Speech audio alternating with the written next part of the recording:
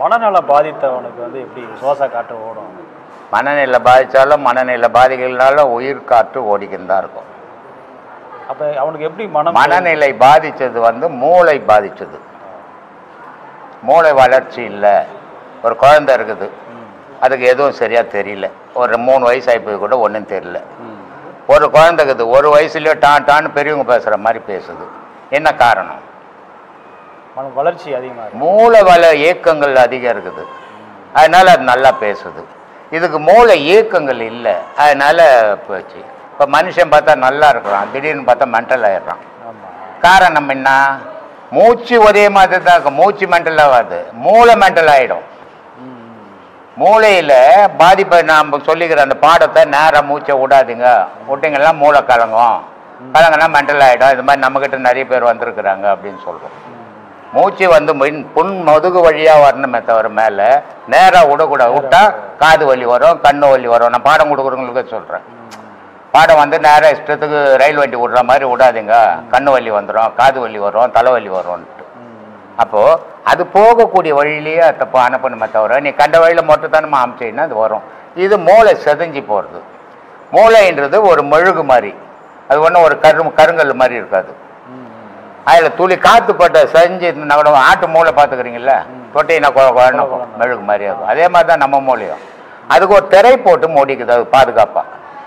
இந்த காற்றாகப்பட்டது எதையும் கிழிக்கக்கூடிய தன்மை உண்டு. அது கீழ்ச்சி அந்த காற்று அதில் பட்டு சரிஞ்சு போச்சுன்னு சொன்னால் நம்மளுடைய நிலை தடுமாறி போயிடுது. நம்ம என்ன செய்கிறோம், ஏது செய்கிறோம், என்ன செய்யணும், எது செய்யக்கூடாது தெரியாது. அப்போது மனநிலை பாதிக்கப்பட்டவன் அப்படின்னா மூச்சு பாதிக்கப்பட்டவன் சொல்ல மாட்டான். மனநிலை அதுக்கு தான் நான் சொல்லியிருக்குது. மனசு மனசு மனசுன்னு இங்கே அடிச்சுப்பாங்க, இங்கே கிடையாது மனசு, இங்கே இருக்குது மனசு இல்லையா? மனசுன்றதே மூளையில் தான் இருக்குது. மனசுன்றது நெஞ்சில் இல்லை. நெஞ்சில் ப்ரெஷர் இருக்குது, நெருப்பு இருக்குது. ஆனால் மனசுன்றது மூளையில் இருக்குது ஒரு பகுதி. அதனுடைய இயக்கத்துக்கு ஏற்ற மாதிரி தான் மனுஷனுடைய செயல். ஒரே மாதிரி உலகம் ஃபுல்லாக இருக்கிறவனுக்கு மூச்சு ஒரே மாதிரி தான் ஓடிங்குது இல்லையா? அப்படித்தானே ஓடிங்குது. ஆனால் ஒருத்தன் அறிவாளி ஆகிறான், ஒருத்தன் முட்டாள் ஆகிறான். இப்போ ஒன்றும் வேணாம், எக்ஸாம்பிள் ஒரு விஷயம் சொல்கிறேன்.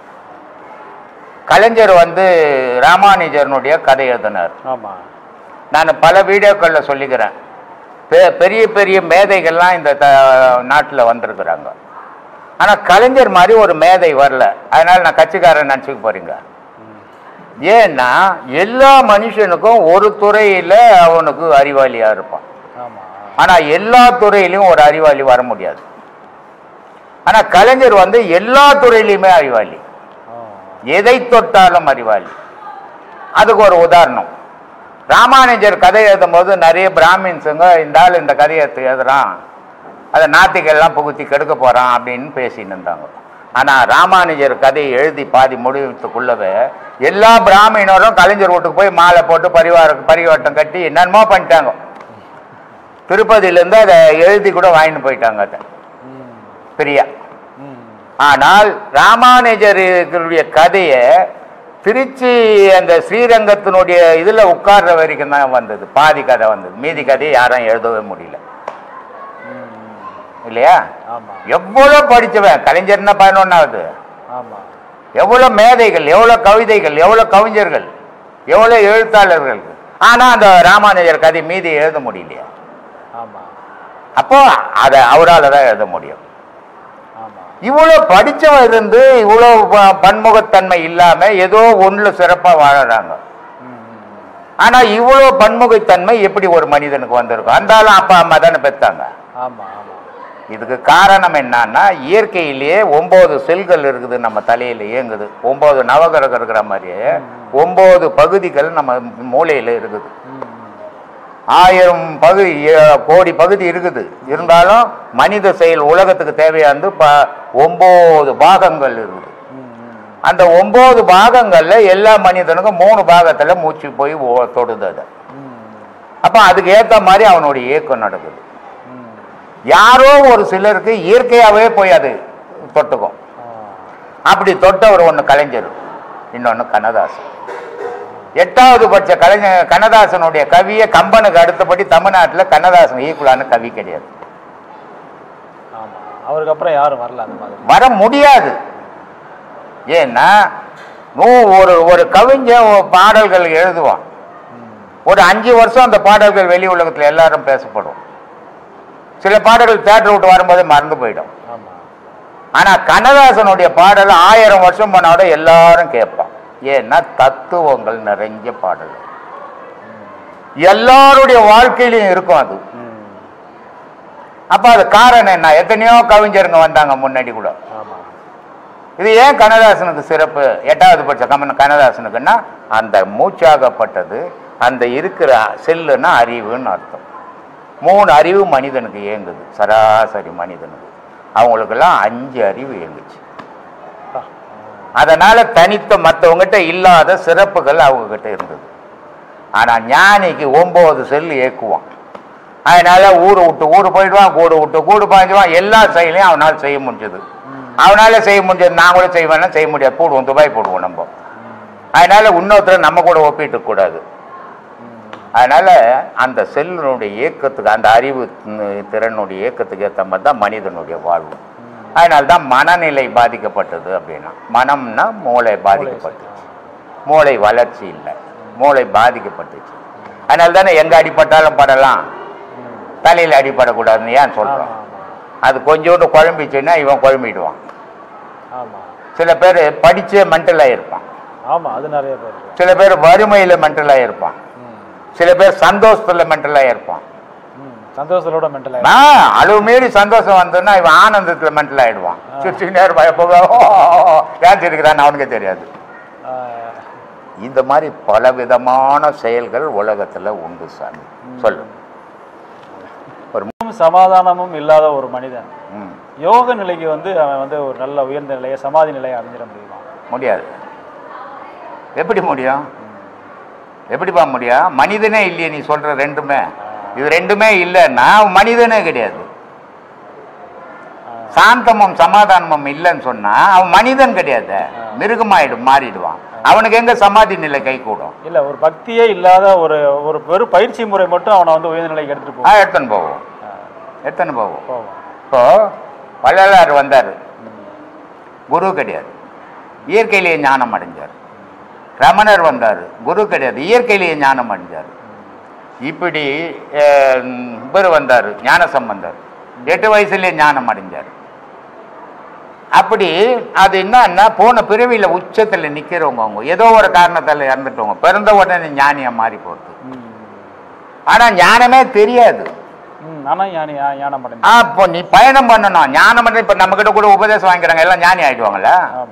இங்க இருக்கும்போது மட்டும் நம்ம ஞாபகம், வீட்டுக்கு போனோன்னா பிள்ளைங்க பண்ற ஞாபகம் தான், நம்ம சொன்னது ஞாபகத்தில் இல்லை. நீ ஓடி ஓடி அவனை பிடிக்கணும்னா கூட உங்ககிட்ட வந்து தப்பிச்சு போவோம். ஆனா நீ விடாம அவனை பிடிக்க முயற்சி பண்ணினா உனக்குள்ளே உட்காந்துடுவான். அதனால சொல்றாரு, ஓடி ஓடி உம்முள்ளே நாய்ந்து காண வல்லாரேல், ஓடி ஓடி மீளுவான் உம்முள்ளே அடங்கிடும், தேடி வந்த காலனும் திகைத்திருந்து போய்விடும், கோடி கோடி காலமும் குறைவில்லாது இருப்பீரே. தேடின்னு வந்த எம்மன் கூட பார்த்துட்டு ஐயோ அங்கே கடவுளை கொஞ்சம் கவருக்கு போட்டு மணி இவர் மாதிரி நம்மளை ஒதுக்கி போகிறாந்தாலும் சொல்லிட்டு விட்டு போயிடுவானோ. அது மாதிரி உனக்குள்ளவே நீ இறைவனை தேடணும். இறைவன்ற ஒருத்தன் உனக்குள்ள இல்லைன்னா நீ இருக்கவே முடியாது சாமி. அதனால அப்படி வாழ பழகுங்க. ஒரு துன்பத்தில் இருக்கிற மனிதன், ரொம்ப கவலையோடு இருக்கிற ஒரு மனிதன், நிறைய இழப்புக்களை சந்திச்ச ஒரு மனிதன், இவன் ரொம்ப சோகமா ஒரு துக்கத்துல இருக்கிறான். இவனை மற்ற சக மனிதர்களும் பார்த்து சரி பாவம் அவர் அப்படின்னு நினைக்கிறாங்க. ஆனா ஒரு ஞானி அவரை எப்படி பார்க்குறாரு? முட்டாள்றான்னு நினைப்பாரு. ஏன்னா என்னத்த நீ இழந்த, என்ன எத்தனை வந்து வச்சுருந்த, என்ன எத்தனை வந்து வரும்போது கோமனம் இருந்தது அவனுக்கு, அண்ணாக்கவர் இருந்தது அவனுக்கு, எது இருந்தது? நீ எதை எத்துன்னு வந்தீங்க வரும்போது? நீ இழந்துட்டு நிற்கிறதுக்கு சொல்லுப்பா. ஆமா, ஒன்றும் இல்லை. அப்போ ஞானி பாப்பாரு, முட்டாள் தனமா பொலிமின்னுக்கிறியாடா, ஒன்றுமே நீ கொண்டாடல, ஜீரோவை தானேடா வந்த, ஜீரோவை தானே போற அப்படின்னு ஞானி நினைப்பாரு. அஞ்ஞானி என்ன நினைச்சுப்பா, இனிமே இவர் வரும்போதே மொத்தம் எத்தனை வந்த மாதிரி பில்டிங் வச்சுருந்தா தெரியுமாங்க, ஒரு எத்தனை கார் வச்சுருந்தா தெரியுமாங்கன்னுவான். அப்போ அஞ்ஞானிக்கும் மெஞ்ஞானிக்கும் உள்ள வித்தியாசம். ஏன்னா எந்த மனிதனாலையும் எதையும் கொண்டு வந்ததில்லை, எந்த மனிதனாலையும் எதெல்லாம் எந்தன்னு சொல்றேன்னா ஒரு துரும்ப கூட கோமனம் கூட எடுத்து போக முடியாது. உன் உடலே எடுத்து போகலையாடா நீ, அப்புறம் இந்த உலக பொருள் எப்படி எடுத்து போவ? இறைவன் உனக்கு வாழ வழிவகுத்துக்கிறான். அதை வாழ்ந்துட்டு விட்டுட்டு போனமே தவிர எந்துன்னு மாறிடுச்சின்னு இருக்கக்கூடாது. போச்சா போச்சு, வந்துதான் வந்தது.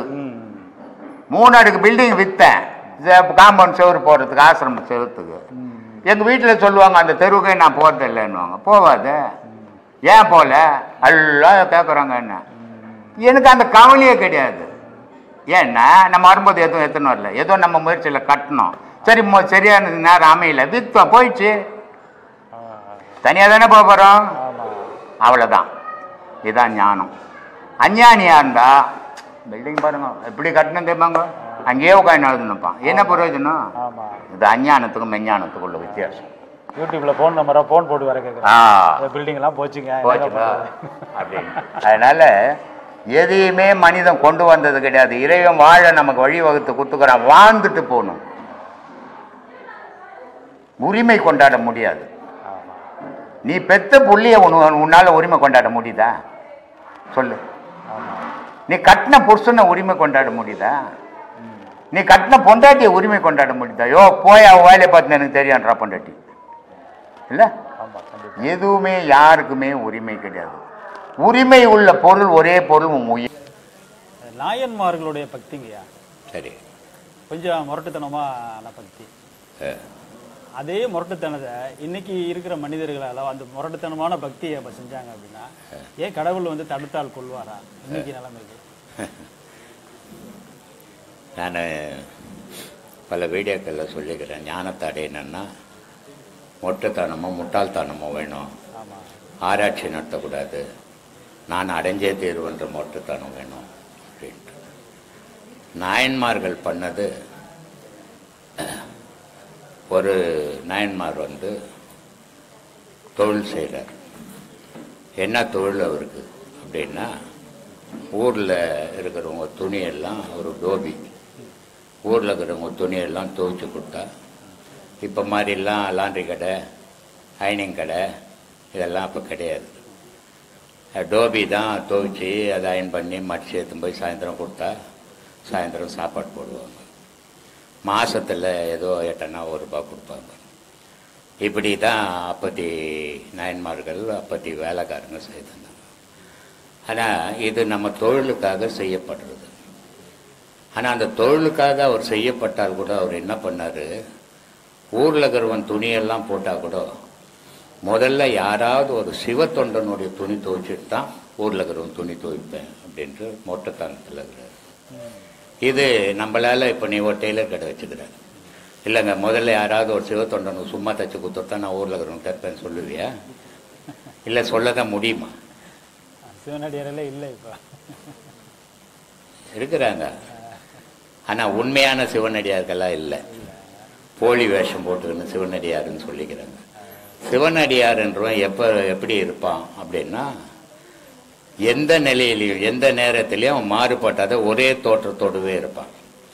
இப்போ இருக்கிற சிவனடியார்கள் கோயிலுக்கு போகும்போது ஒரு தோற்றமும் வீட்டுக்கு வரும்போது ஒரு தோற்றமாகவும் ஆயிடுறாங்க. அது காரணம் என்னன்னா, உலகத்துக்காக அவன் சிவனடியாராக இருக்கிறான், தெய்வத்துக்காக சிவனடியாரா இல்லை. ஆனால் அப்போ இருந்தவெல்லாம் தெய்வத்துக்காக சிவனடியாரா இருந்தான், ஊருக்காக அவன் யோசிக்கவே இல்லை. அதனால் அவங்க என்ன பண்ணாங்க, அந்த மொட்டுத்தனத்தை பயன்படுத்தி அந்த தெய்வத்தை போய் அடைஞ்சாங்க. ஆனால் இப்போ இருக்கிறவனும் மொட்டுத்தனத்தை பயன்படுத்துகிறான். எப்படி கத்தி எடுத்து போய் அடுத்தவனை வெட்டுறான், அடுத்தவன் வந்து இவனை வெட்டுறான். இந்த மாதிரி மொட்டுத்தனம் வச்சுங்கிறாங்களே தவிர தெய்வ வழிபாட்டில் தெய்வத்தை அடையணுன்ற மொட்டுத்தனம் இல்லை இல்லையா? அதனால் இவங்களாலெல்லாம் அடைய முடியாது, அதுக்கு வாய்ப்பே கிடையாது. அவன் வந்து மனம் உருகி போயிட்டான். அவன் தெய்வத்தோடவே அவன் கலந்து போயிடுறான். இவன் குடும்பத்தோட கலந்து போயிடுறான், ஊரோட கலந்து போயிடுறான், பணத்தோட கலந்து போயிடுறான். இவனுக்கு எப்படி தெய்வ பக்தி வரும்? தெய்வ பக்தி வந்த மாதிரி சில தோற்றங்களை காட்டிக்கின்னுக்கிறானே தவிர உண்மையான தெய்வ பக்தி இல்லை. நாயன்மார்கள் 63 நாயன்மார்களும் உண்மையான தெய்வ பக்தியில் இருந்தாங்க. அவங்களுக்கு நன்மை தீமை எல்லாம் தெரியாது, தெய்வம் மட்டும்தான் தெரியும். இரவு பகல் தெரியாது, தெய்வம் மட்டும்தான் தெரியும். ஆனால் அவங்க செய்த தவறுகள் ஒன்று என்னன்னா, வார்த்தை வடிவில் சொல்லி வைக்காம செய்யுள் வடிவில் பேசிட்டாங்க. இந்த செய்யுள் வடிவில் பேசுறதால மக்களுக்கு, பாமர மக்களுக்கு அது புரியாமல் போயிடுச்சு. புரியாமல் போனதால இந்து மதத்தினுடைய சிறப்புகள் மக்களுக்கு தெரியாமல் போயிடுச்சு. ஆனால் அதை சீரான முறையில் இன்னைக்கு இருக்கிற எழுத்தாளர்கள், தச்சர்கள், ஆராய்ச்சியாளர்கள் அன்னைக்கு செய்யுள் வடிவில் இருந்தது அன்னைக்கு சரியாக இருக்கும், இன்னைக்கு அது சரியாக வரல, இன்னைக்கு மக்களுக்கு புரியணும்னா இன்னையே அது எழுத்து வடிவில். இப்போ கல்வெட்டுகள் இருக்குது, கல்வெட்டுகளில் இருக்கிற எழுத்து யாருக்கும் புரியாது. ஆனால் அந்த கல்வெட்டு படிக்க தெரிஞ்சவனுக்கு புரியும். அந்த கல்வெட்டு படிக்க தெரிஞ்சவன் அதில் என்ன இருக்குதுன்னு எழுத்தால் எழுதி கொடுக்கும்போது மற்றவனுக்கு புரியுது. அதை மாதிரி இந்த செய்யுள் வடிவுகளில் இருக்கிற பாடல்கள் எல்லாம் எடுத்து எழுத்து வடிவமாக கொடுத்தா மக்களுக்கு இந்த இந்து மதத்தினுடைய சிறப்புகள் தெரியும். இந்து மதம் மாதிரி ஒரு உலகத்தில் ஒரு மதம் கிடையாது. ஏன்னா இந்து அப்படின்னா இயற்கைன்னு அர்த்தம், இந்துன்னா சந்திரன் அர்த்தம். அதனால ரவி மதியன்னா, ரவின்னா சூரியன், மதியன்னா சந்திரன். இந்த ரெண்டும் கலந்ததாண்டா உலகம், இந்த ரெண்டும் கலந்ததாண்டா உயிரினம். இப்போ மனுஷனுக்கு மூக்கு வச்சுக்குது, ஒரே ஒரு சந்து வச்சுட்டு மனுஷன் உயிரோடு வாழ்ந்துருக்கலாம். ஆனால் வாழ முடியுமானா வாழ முடியாது, இரவு பகல் வராது, அவனுக்கு செத்து போயிடுவோம். அதனால் உலகத்தில் சரி ஒரு நாட்டில் இருக்கிறவனை தான் அப்படி படைச்சானா இறைவன்னா, உலகத்தில் இருக்கிற மனிதர்கள் அத்தனை பேரும் ஒரே விதமான ஒரே விதமான தோற்றங்கள், குணங்கள் மாறி இருக்கும், மனங்கள் மாறி இருக்கும். ஆனால் வடிவங்கள் ஆணாக இருந்தாலும் பெண்ணாக இருந்தாலும் ஒரே மாதிரி வடிவங்கள். அந்த வடிவத்தால் இயக்கிறது ஏக்கம் எதால், எந்த கடவுளால் இயக்கப்பட்டுன்னா சூரிய சந்திரனால் இயக்கப்பட்டு. பூமி இந்த உயிரினங்கள் ஒரு தூங்குறதுக்கு, ஒரு உழைக்கிறதுக்கு, இப்போ சில ஜீவராசிகள் பகலில் வந்து மேயாது, இரவில் மட்டும்தான் மேயும். அப்போ இரவில் மேயனா இந்த பாம்பு, பல்லி, இந்த மாதிரி சில பொருள்கள்லாம் வந்து இரவில் தான் இறை தேடும்.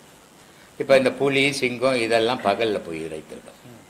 உயிரினங்கள்லேயே இத்தனை விதமான உயிரினங்கள் இருக்குது, பல விதமான உயிரினங்கள் இருக்குது. அதே உயிரினங்கள்லேயே ஒன்று கடலில் மீன் இருக்குதுன்னா சின்ன மீன் பெரிய மீன் சாப்பிட்டு, பெரிய மீன் இன்னொரு பெரிய மீன் சாப்பிட்டு, இப்படி சாப்பிட்டு வாழுது. ஆனால் இந்த மனிதன் மட்டும்தான் மனிதனை கடந்து தானிய வகைகளை சாப்பிட்டு எந்த மனிதனுக்கும் துன்பம் தராத வாழணும்னு வகுத்து கொடுத்தது இந்த மனித வர்க்கம்தான். அப்படிப்பட்ட மனித வர்க்கம், வாழ வேண்டிய மனித வர்க்கம் வந்து வாழ்க்கையை சின்னாபண்ணம் ஆக்கிக்கினுக்கிறான். ஆசை என்ற ஒரு கல்லில் மோதி மோதி மோதி இவனே சுக்கு நூறா வெடிச்சுக்கினுக்கிறான். கண்ணதாசன் பாட்டு ஒன்றுக்குது, திருவிளையாடல். அழுக்கு துணி நிறைஞ்சிருக்கு, ஆற்று வெள்ளம் பெருகி இருக்குது, அழுக்கு துணி நிறைஞ்சிருக்குது, போட்டு கல்லில் அடித்தா வெளுக்குதம்மா வெள்ளையம்மா அப்படின்னு பாட்டு. இதுக்கு காரணம் என்ன? துணியை பற்றியே பாடல, மனுஷனை பற்றியே பாடினது, மனுஷனை பற்றியே பாடினது. கடவுள் என்ற ஆற்று வெள்ளம் கரை புரண்டு ஓடிங்குது உலகத்தில். ஆனால் மனுஷன்ற அழுக்கு துணி பிறண்டு போய்க்கிறான், அதை துவைக்கிறதுக்கே இவனுக்கு தெரியாமல் மூழ்கினுக்கிறான்.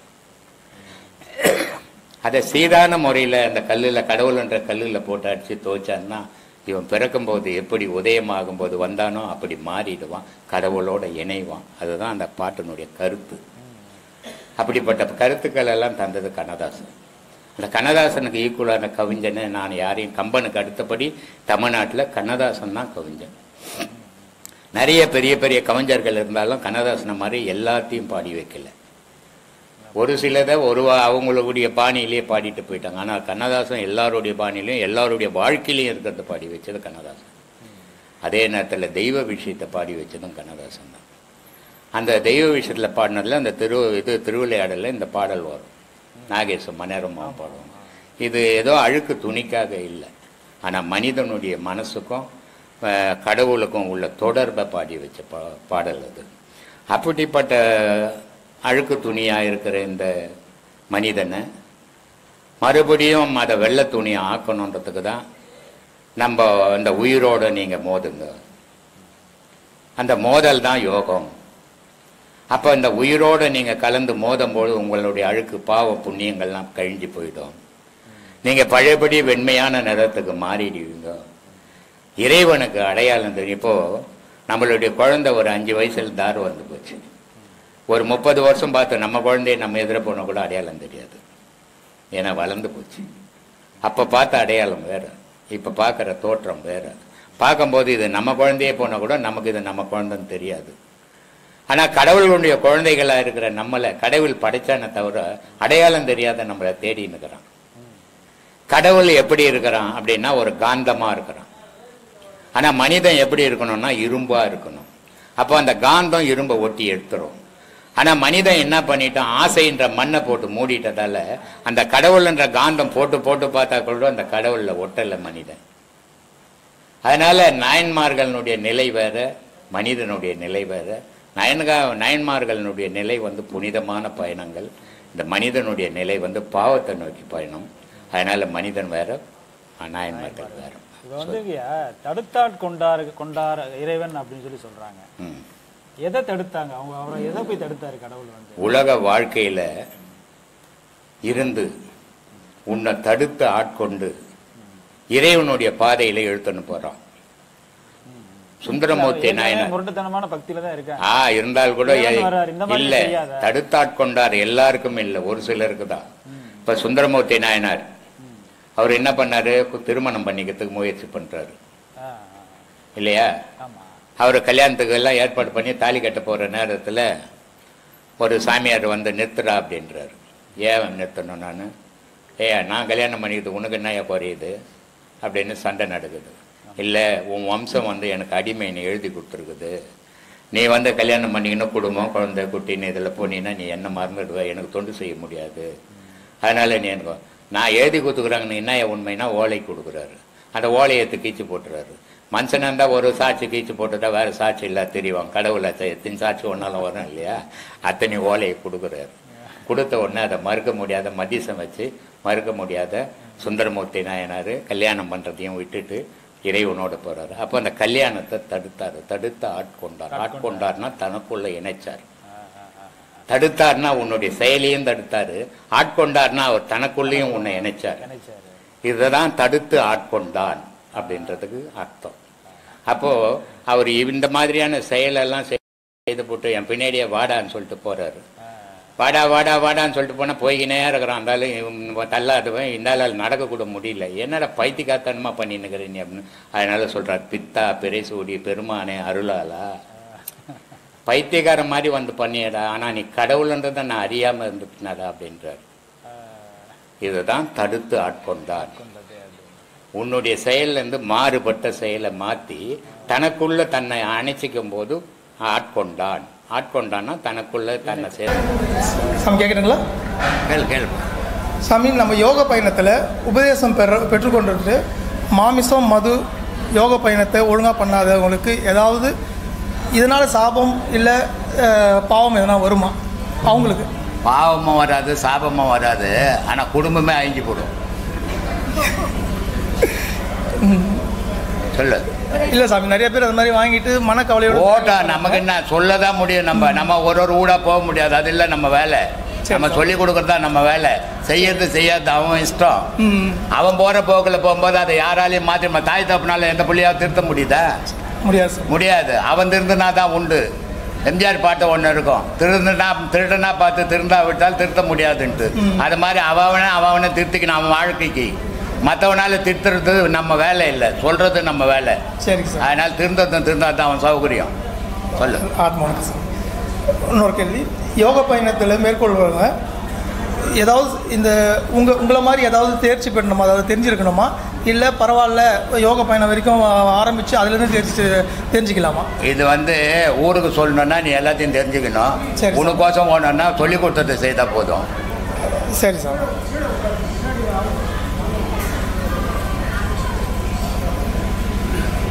சாமி, யோக பயணத்தில் மேற்கொள்கிறாங்க. அவங்க வந்து ஒரு குறிப்பிட்ட நிலை வராங்க. ஒரு குறிப்பாக ஒரு 4வது பாடல் 5வது பாடம் முடித்த உடனே ஏதோ ஒரு காரணத்தினால அவங்க ஒரு இறப்பு ஏற்படுதுன்னா அவங்களுக்கு அந்த தொடர்பு, அதாவது 4வது பாடம்னா ஜோதி பாடம்னு சொல்கிறாங்க, அந்த பாடத்தை பார்த்துட்டு அதை உணர்ந்தவங்களுக்கு அடுத்த பிறவி வந்து மனுஷ பிறவின்னு சொல்கிறீங்க. அப்படி இருக்கும்பொழுது அந்த தொடர்பு அடுத்த பிறவியில் வருமா அவருக்கு, இல்லை உபதேசங்கள் தேவைப்படுமா அடுத்தது? தெரியுமா? தெரியும். பிறவி தொடர்பு எது வருது? இந்த பிரிவில் இருந்த நீ. சரி சாமி. அடுத்த பிரிவில் இருக்க போறது எது? ஆமா. உன் உடலா உயிரா எது இருக்க போகுது?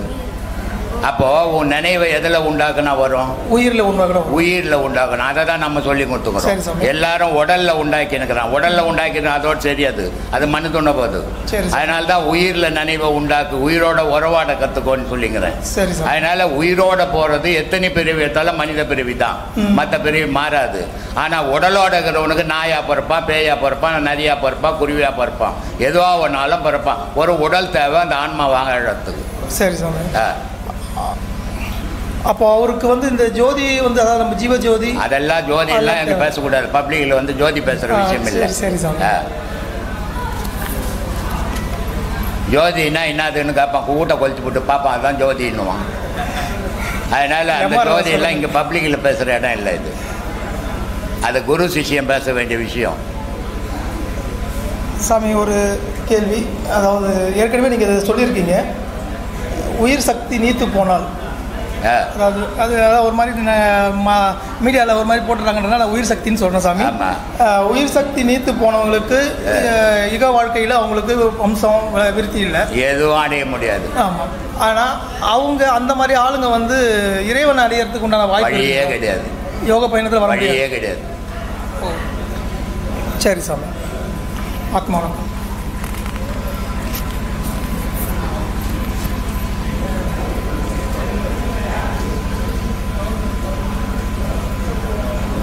சுவாமி, யோக பயணத்தில் வியாதி இருக்கிறவங்க அவங்க வந்து அதை பற்றி யோசிக்காமல் யோக பயணத்தை செஞ்சிட்ருக்காங்க. இதில் ஏதாவது தீருமா? வியாதி எதுக்கு இருக்குது? உயிருக்கு இருக்குதா, உடலுக்கு இருக்குதா? உடலுக்கு இருக்குது. அப்போ உடல் இருந்துட்டு போகுது, உயிரை தானே பதப்படுத்துன்றேன் நான். உடல் அழிய தானே போகுது. அந்த உடல்ல வியாதி, எல்லார் உடலையும் ஒரு வியாதி இருக்கும். மனுஷனா பிறந்தவனுக்கு வியாதி இல்லாத மனுஷனே கிடையாது. எனக்கு இல்லை, உனக்கு இல்லைன்னு ஏதாவது ஒரு வியாதி இருந்துக்குன்னே இருக்கும். ஆனால் உயிரை பதப்படுத்திக்குன்னு தான் சொல்லிங்கிறேன். உடலை பற்றி டாக்டர் கிட்ட போகணும், என்கிட்ட வரக்கூடாது. அதுக்கு இல்லை, இது ஒரு விஷயம் சொல்லட்டுங்களா? அது ஒருத்தர்கிட்ட நான் போயிருந்தேன். அவர் வந்து என்ன கேட்டார், நீங்கள் என்ன பண்ணுறீங்க? இந்த மாதிரி நான் சாமியை பார்த்துருக்கேன்னு சொன்னேன். அதை உங்களை தான் பார்த்தேன்னு சொன்னேன். அப்புறம் நீங்கள் யோகம் பண்ணுறீங்களா? ஆமாம், யோகம் ஸ்டார்ட் பண்ணியிருக்கேன் அப்படின்னேன். அப்போ நீங்கள் யோகம் பண்ணுற ஆளுங்களுக்கு உங்களுக்கு வியாதியே வரக்கூடாது அப்படின்னு சொல்லி அவர் கேட்டார். நான் அப்போ அவர்கிட்ட சொன்னேன், இல்லை சாமி, இதுக்கு அதுக்கும் சம்மந்தம் இல்லை. அவர் அறியாமை இருக்கிறாருன்னு அர்த்தம். ஏன்னா உடல் வேற, உயிர் வேற. யோகாசனம் செய்கிறாங்க தெரியுமா, அது உடற்பயிற்சி. யோகம் செய்கிறோம் தெரியுமா, அது உயிர் பயிற்சி. யோகாசனம் செய்கிறவனுக்கு இப்போ ஒரு நடிகர் செத்து போயிட்டார் தெரியுமா, பெங்களூர்ல. அவர் என்ன செய்திருந்தாரு? அவர் வந்து யோகாவும் செஞ்சிருந்தாரு, எக்ஸசைஸும் பண்ணிருந்தாரு. ஏன் செத்து போட்டாரு? எல்லாம் பண்ணாரு, ஏன் செத்து போட்டாரு? அவர் ஸ்டீராய்டு அதிகமாக எடுத்ததுனால ஹார்ட் அட்டாக். இதெல்லாம் பண்றவனுக்கு வரலாமா?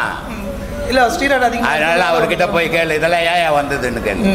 அதனால எல்லாம் அறியாமையில, ஆதங்கத்துல, பொறாமையில பேசுவாங்க. அதெல்லாம் நம்ம எடுத்துக்கூடாது.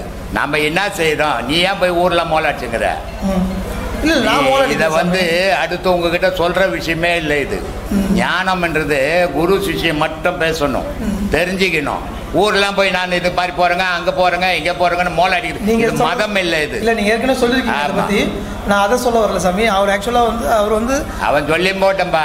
அவரு உங்களுக்கு தெரியும், எல்லாருக்கும் நோயின்றது எப்படி எப்படி வருது தெரியுமா? இப்ப என்னத்துக்கு ஒரு சுகர் நோய், சுகர்ன்னு டாக்டர் கிட்ட போனேன். அவன் என்ன பண்ணான், டாக்டரு உனக்கு சுகர் இருக்குது, நான் மருந்து தரேன், மாத்த தரேன் தான் சொல்லணும். ஏன் உங்க அம்மாவுக்கு இருந்ததா, உங்க அப்பாவுக்கு இருந்ததான்னு கேட்கறான். ஜீன்ல வந்ததுன்னு கேட்கறான். ஜீன்ல வந்து அப்ப ஜீன்லயே வந்துடும் இல்ல நோய். அப்பாவுக்கு இந்த டிபி புள்ளிக்கு வரும்ல, அப்பாவுக்கு இந்த சுகர் வரும்ல, அப்பாவுக்கு இந்த புத்துநோய் வரும்ல. அப்புறம் இதெல்லாம் பண்ணா எப்படி போவோம்னா, முட்டாள் தானே கேட்பான் இந்த கேள்வியை.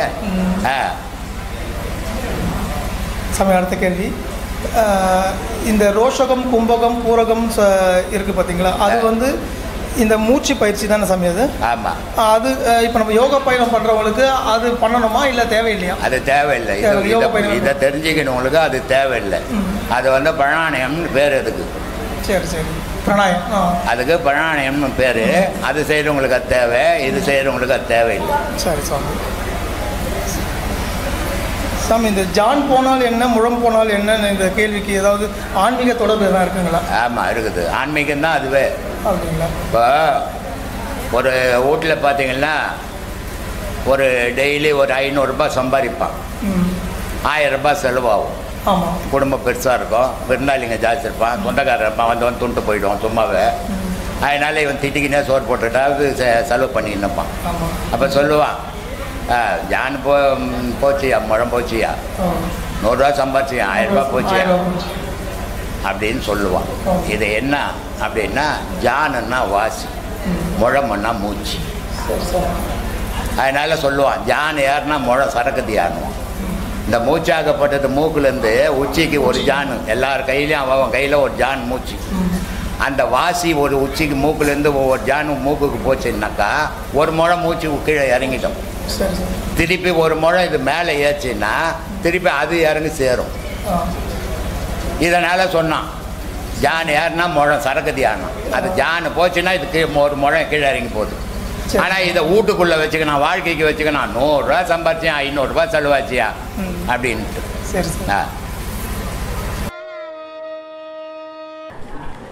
தியானங்கள் மூலமா நம்ம பாவத்தை கழிக்க முடியுமா சுவாமி? ஏமா தியானங்கள் மூலமா நம்ம தியானங்கள் மூலமாக நீ பாவங்களை கழிக்க முடியாதுமா. தியானங்கள் பண்ணுறது உன் மன நிம்மதிக்கு பண்ணுற. அதனால் நீ செய்த பாவம் எப்படி அழிக்க முடியும்? பாவங்கள் அழிக்கணும்னா தர்மத்தால் தான் அழிக்க முடியும். தியானத்தால் அழிக்க முடியாது. ஏன்னா இன்னைய உலகத்தில் தியானம் சீராக பண்ண முடியாது எவனாலையும். இப்போ இந்த கோயிலுங்களில் போனீங்கன்னா மூளைக்கு 4 பேர் உட்காந்துப்பான், கண்ணு மூடிக்கணும். ஆனால் கோவிலில் உட்காந்துக்கின்னு கண்ணை மூணு உட்காந்துப்பான். பொண்டாட்டி சோறு கட்டிட்டாலா தெரியலையே, மணி ஆகுது, பையன் ஸ்கூலுக்கு போனான்னா தெரியலையே, காலேஜுக்கு பொண்ணு போச்சா தெரியலையேன்னு யோசிச்சுருப்பான். இது தியானம். அது பேர், இது பேர் விழிப்பு நிலை. தியானம்ன்றது உன்னை மறந்த நிலை. அப்படிப்பட்ட தியானம் பண்ணணும். அப்படிப்பட்ட தியானம் பண்ணனா ஒரு நல்ல குரு இல்லாத பண்ண முடியாது. அப்போ குருக்கிட்ட பொறுமையாக போய் அதெல்லாம் வழிமுறையை அடைஞ்சினா தான் நீ தியானம் பண்ண முடியுமே தவிர கண்ணு மூடின்னு உட்காந்துங்கிறதால தியானம் பண்ணிட்டு முடியாது. அந்த தியானத்தால் உன் பாவங்கள் அழியாது, தர்மத்தால் அழியும். ஏன்னா தியானம்ன்றது உனக்குள்ளே பண்ணுறது, தர்மம்ன்றது உலகத்தில் பண்ணுறது, பாவம்ன்றது உலகத்தில் பண்ணது. அந்த உலகத்தில் பண்ண பாவத்தை அழிக்கணும்னா தர்மத்தால் மட்டும்தான் அழிக்க முடியும், வேறு எதாலையும் அழிக்க முடியாதுமா. நன்றி சுவாமி. ரொம்ப நன்றிம்மா. இப்போ ஒவ்வொரு நாட்களில் ஒவ்வொரு தெய்வத்துக்கு சிறப்பு வச்சுருக்கோம். திங்கட்கிழமைனா சிவனுக்கு, சனிக்கிழமையாக இருந்த பெருமாளுக்குன்னு. வைணவ முறைகளை நம்ம பின்பற்றணுமா இல்லை சைவ முறைகளை பின்பற்றணுமா? எதிலையுமே பின்பற்றக்கூடாது, மன வழியில் பின்பற்றணுமா. ஏன்னா அது வைணவ மொழியாக இருந்தாலும் சரி, சைவ மொழியாக இருந்தாலும் உன் மனம் ஏற்றுக்குன்னா தானே. திங்கள்னா சந்திரன் அர்த்தமா, ஞாயிறுனா சூரியன் அர்த்தம். இந்த நாள்களை வகுத்து வச்சுக்கிறது கிரகத்துங்களை வகுத்து வச்சுக்கிறது, கடவுளை வகுத்து வைக்கல. ஆனால் இத்தனை உலகத்தில் இருக்கிற அத்தனை கிரகமும் கடவுளுக்குள்ளோ, ஆனால் கடவுள் எதுக்குள்ளவும் இல்லை. ரொம்ப அழகாக சொல்லுவார் திருமூலர், யார் அறிவார் எங்கள் அண்ணல் பெருமையில், யார் அறிவார் அதன் அகலமும் நிகழமும், வேறறியாமல் விளம்புகின்றேன் என்றது. எங்கே ஆரம்பம் எங்கே முடிவுன்னு கடவுளை அறிய முடியல. 3000 வருஷமாக தேடுறேன்டா, என்னடா கடவுள் கடவுள்னு கத்திரிக்காய் மாதிரி ரோடெல்லாம் விற்றுனுக்குற அப்படின்றார் இல்லையா. அதனால் இந்த பூமியிலேருந்து இருக்கிற எல்லா கிரகங்களும் கடவுளுக்குள்ளே அடக்கம். கடவுள் எதுக்குள்ளவும் அடக்கம் இல்லை. கடவுள் எதுக்குள்ளே அடக்கம்னா மனிதனுடைய இதயத்தில் அடக்கம். நல்ல மனிதனுடைய இதயத்தில் கடவுள் அடக்கம், மற்ற எதுக்கும் அடக்கம் கிடையாதுமா. அப்படி இதயத்தை சுத்தமாக்கிக்கணும். இதயத்தில் இறைவன் உட்கார அளவுக்கு மனிதன் நடந்துக்கணும். நன்றி. ஒவ்வொரு நாட்களுக்கும் ஒவ்வொரு நவகிரகத்துக்கும் சிறப்பும் கனெக்ஷனும் இருக்குதுன்னு சொல்கிறாங்க ஐயா. அது எப்படி சாத்தியம்? நவகிரகம் இங்கே எங்கே இருக்குது? இங்கே எங்கம்மா இருக்குது? பூமியில் எங்கே இருக்குது நவகிரகம் சொல்லுங்கள். இருக்குதா எங்கன்னா? இல்லைங்க. நவகிரகம் இருக்குது மனிதனுக்குள்ள. நவகிரகம் வெளியே இருக்குது. நவதுவாரங்கள் மனிதனுக்குள்ள இருக்குது. இதுக்கும் அதுக்கும் தான் கனெக்ஷனை தவிர மனிதனால் செய்யப்பட்ட கல்லில் இல்லை இல்லையா. மனிதன் தானே சிலையை செய்தான். நவகிரகம் தானா? நான் நவகிரகம் உட்காந்துருந்தா கனெக்ஷன் இருக்குதுன்னு சொல்லலாம். மனிதன் செய்து வச்சான் சிலையை. அந்த சிலையில் என்ன கனெக்ஷன் இருக்குது? மனுஷன் சொல்கிறான் இதில் கனெக்ஷன் இருக்குதுன்னு சொல்லிட்டு. ஆனால் இறைவனுக்கும் நவகிரகத்துக்கும் தொடர்பு மனிதனுடைய மனத்தில் இருக்குதும்மா. இவனுடைய மனத்தை சீர்பண்ணான்னா இறைவனுடைய இயக்கம் வரும். இவன் மனம் சீர்படாத இறைவனை அறியாதவனாக இருந்தால் இறைவனுக்கும் இவனுக்கும் சம்மந்தப்படாது. நன்றி ஐயா. உடலை நம்ம இறந்தக்கப்புறம் உடலை எரிக்கிறாங்க. அது நம்ம அந்த உடலை எரிக்கிறத நம்ம கண்ணால் பார்க்குறோம். அந்த உயிர் பிரிந்து அதை நம்ம பார்க்கறது இல்லை. அது எங்கே போகுதுன்றது நமக்கு எப்படி தெரியும்? தெரிஞ்சிக்கவே முடியாது, தெரிஞ்சிக்கவும் கூடாது. மாதம் தெரிஞ்சிக்க முடியாது அது. ஏன்னா உயிர் பிரிஞ்ச பிறகு வேணாம். உயிராக இருக்கும்போதே உனக்குள்ள இருக்கிற காற்றை காட்டு பார்க்கலாம். செத்த பிறகு வேணாம்மா, அது ரொம்ப கஷ்டமான வேலை இல்லை. நீ உயிராக இருக்கும்போதே உன்னுடைய உயிரை காட்டு பார்க்கலாம் வெளியே. உயிராக இருக்கும்போதே காட்ட முடியலையே, செத்த பிறகு யார் போய் தேடுறத? அதனால் இந்த மாதிரி கற்பனைக்கெல்லாம் போயிடக்கூடாது. இதெல்லாம் தேவையற்ற கேள்விகள், தேவையற்ற பதில்கள். மனிதன் இறப்பு பிறப்பு ரெண்டும் நடந்துக்கினுக்குது. ஆனால் இந்த ரெண்டை தான் நம்ம பேசணும், கடவுளை பற்றி பேசணும். இப்போ செத்த பிறகு உயிர் எங்கே போகுது, யார் பார்த்தான்? அது எங்கே போகுதுன்ட்டு இங்கேருந்து அமெரிக்கா போயிடும். அமெரிக்கா போய்க்குதுன்னு சொல்ல முடியுமா எவனாலையாவது? அதனால் உயிர் எங்கே போச்சுன்னு இல்லை, உலகத்தோடு கலந்துருக்குது. 5 பஞ்சபூதத்தோட உயிர் கலந்துக்குது. 5 பஞ்சபூதத்துலேருந்து உயிர் உருவாகுது திருப்பி. அதனால் இது உயிர் எங்கே போச்சு, இங்கே போச்சு, அங்கே போச்சுன்னு சும்மா நான் புழுவக்கூடாது. நான் பாட்டிலில் போட்டு வச்சுக்கிறேன், நான் கேனில் போட்டு வச்சுக்கிறேன்னு புழுவக்கூடாது. யார் உயிரையும் யாரும் அறிய முடியாது. அறிய முடிஞ்சிச்சுன்னு சொன்னால் அவன் உயிர் போகாது. அதனால் அதை அந்த ஆராய்ச்சிகள்லாம் நம்ம போகக்கூடாது. ஏன்னா அதெல்லாம் எட்டாத ஆராய்ச்சிகள். ஐயா, அந்த நம்ம பிறந்த உடனே நேரங்கள் குறிக்கிறாங்க. அதுக்காக பலன்கள் உண்டா? இதை மட்டும் உண்டுமா? ஏன்னா நீ பிறந்த நேரம் கிரகம் எப்படி இருந்ததுன்னு கணிக்கிறது தான் பேர்ராசி ஜாதகம். அந்த கிரகம் எந்த திசையில் இருந்தால் என்ன பலன்கள் இங்கே நடக்கும்னு மகான்கள் எழுதியிருக்கிறாங்க. அதை கரெக்டாக இப்போ ஒரு 10 குழந்தை பிறகுது ஒரு ஹாஸ்பிட்டலில். முன்ன காலத்துல எல்லாம் ஊரில் ஒரு குழந்தை பிறக்கும். எத்தனை மணிக்கு பிறந்ததுங்க? 11:30க்கு பிறந்ததுங்க கரெக்டாக அப்படின்னு சொல்லிவிடுவாங்க. இப்போ 10 குழந்தை ஆஸ்பத்திரியில் ஒன்றா பிறகுது. டாக்டர் 10 குழந்தைய ஆப்ரேஷன் குடல் அறுத்துக்குன்னு போகிறாரு. 11வது 15வது நிமிஷம் தான் போய் புக்கில் அவர் எழுதுறாரு, இந்த குழந்தை இத்தனை மணிக்கு பிறந்தது. ஆனால் 10 குழந்தை எந்தெந்த நிமிஷம் பிறந்ததுன்னு சொல்ல முடியுமா? ஒரு நிமிஷம் அந்த குழந்தைக்கு தள்ளி போச்சுன்னா அதனுடைய ஜாதகமே செல்லாத போயிடும். அப்படி தான் ஜோசியங்க இன்றைக்கி பாழாகிக்கணுது. ஒரு நிமிஷம் 7 மணிக்கு பிறக்கிற குழந்தை நீ பார்த்துட்டு எழுதும்போது 7:01 எழுதிட்டின்னா அந்த 7:01க்கு ஜாதகம் எழுதுனா பொய்யா போயிடும். இன்றைக்கி அப்படி தான் எல்லா ஜாதகமும் பலிக்காதுக்கிறதுக்கு காரணம் இந்த தவறான நேரங்களை குறிக்கிறது தான். சரியான நேரத்தில் கணித்து சரியான நேரத்தை எழுதுனாங்கன்னா அந்த நேரத்துக்கு பேராசி எழுதுனா சரியாக இருக்கும். ஆனால் அது சரியான நேரத்தில் எழுத முடியல. இப்போ கூட எங்கள் பையன் எங்கள் பேரனுக்கு பொண்ணு பார்க்கணும் அப்படி கேட்குறாங்க. ஒரு பொண்ணு இருக்குதுன்னு ஜாதகம் கேட்குறாங்க. அவனுக்கு ஜாதகம் கிடையாதுப்பா, பேராசி பார்த்துக்க சொல்லு. பேராசி அவன் சரியான நேரம் கணிச்சா தானே அவன் ஜோசியம் பார்க்க முடியும். சரியான நேரம் இல்லாத அவன் தப்பு தப்பாக நீ சொன்னீன்னா அவன் தப்பு தப்பாக கணிக்க போகிறான். அப்போ நடக்கிறதெல்லாம் தப்பு தப்பாக போக போகுது. இந்த ஜோசியங்க தவறாக போகிறதுக்கு காரணமே இந்த சரியான நேரம் இல்லாத தவறான நேரங்கள் உருவாகிறதுக்கு காரணமாக. நம்ம டீ கொடுக்க சொன்னேன்னா போச்சு. தவறான நேரங்களை கணிக்கிறதே சரியான இதை கணிக்க முடியாமல் போயிடுது. அதனால் ஜோசியம் ஜாதகத்தை நம்புறதை விட மனசை நம்புங்க. நேற்று கூட ஒரு மாப்பிள்ளை பெண்ணு வந்தாங்க. இது மாதிரிங்க பெண்ணு 2 பேருக்கு பிடிச்சிருக்குது. ஆனால் ஜாதகம் பார்த்தா சரியில்லை, 10 பொருத்தம் இல்லை, 8 பொருத்தம் இருக்குது, 7 பொருத்தங்குதுன்றாங்க. நான் சொன்னேன் ஒன்றுமே இல்லாத இழுத்துன்னு போடுறான். எந்த ஜோசியம் எந்த ஜாதகம் பார்க்கல, ஆனால் இழுத்துன்னு போயிடுறான். 4 குழந்தை குட்டியோடு நல்லா வாழறான் இல்லையா? நீ 9 ஜோசியம் பார்த்துட்டு தான் வந்துட்டார். நேற்று சொன்னேன், இன்றைக்கி வராரு அவர். இங்கே வந்துன்னுக்கிறாரு. இவர் பையனுக்கு தான் இப்போ தான் சொன்னேன். இப்போ வந்துட்டார் அவர். வணக்கம்பா. அப்போது அந்த ஜோசியம் ஜாதகங்களை பார்த்து அந்த பையனுக்கோ பொண்ணுக்கோ கல்யாணம் ஆகாமையே நாள் தள்ளி போயிடும். அவங்க வயசே வீணாக போயிடும். அதை விட பொண்ணு நம்ம குடும்பத்துக்கு பொருத்தமாக இருக்குதா, நம்ம பிள்ளைக்கு நல்ல பொண்டாட்டியாக இருக்குதா, நமக்கு நல்ல மருமகளாகிறாளா, அப்படி பார்த்து ஒவ்வொரு குடும்பமும் கல்யாணம் பண்ணாக்கா இந்த விபரீதத்துக்கு இடமே இல்லாமல் போகும். இது தேவையில்லாத ஜோசியம் பார்த்து பார்த்து பார்த்து பார்த்து ஒரு பொண்ணை என்னமோ மிட்டாய் கடையில் மிட்டாய் காட்டுற மாதிரி 10 வாட்டி ஒரு மாப்பிள்ளை கிட்ட எதிர இட்டு போய் இது நல்லா இல்லை இது நல்லா இல்லைன்னு போனால் அந்த பொண்ணுனுடைய மனம் என்ன ஆகும்? இதெல்லாம் நம்ம யோசிக்கிறதே கிடையாது. இதெல்லாம் யோசிக்காதால் மற்றவங்க மனசு வருத்தப்படுமே, நம்ம அதை செய்யலாம்ல, அந்த செயல் செய்யலாமா அப்படின்னு யாரும் யோசிக்க மாட்டுறாங்க. அது என்ன ஒரு விற்கிற பொருளை அது எத்தனை காட்டிட்டு போகிறதுக்கு ஒரு பெண்ணு இல்லை. அது அந்த பெண்ணை 10 வாட்டி எடுத்துன்னு காட்டினா ஒரு ஆணை 4 வாட்டி போய் பார்த்தா என்ன சும்மா என்னை பார்க்குறாங்களேன்றான் இல்லை. ஒரு பெண்ணை 10 வாட்டி போய் பார்த்துட்டு நல்லா இல்லை நல்லா இல்லை நல்லா இல்லைன்னு போனால் அந்த பெண்ணினுடைய மனம் என்ன ஆகும்? இந்த மாதிரி நிறைய தவறுகள் நடக்குது சமுதாயத்தில். இதெல்லாம் கொஞ்சம் திருத்திக்கினா நல்லாயிருக்கும். ஏன்னா யாருடைய மனமும் நம்ம பேச்சையோ நம்ம செயலோ வருத்தப்பட வைக்கக்கூடாது. நம்ம செயலும் நம்ம பேச்சும் மற்றவங்களுடைய மனசு சந்தோஷப்படுற மாதிரி இருக்கணும்.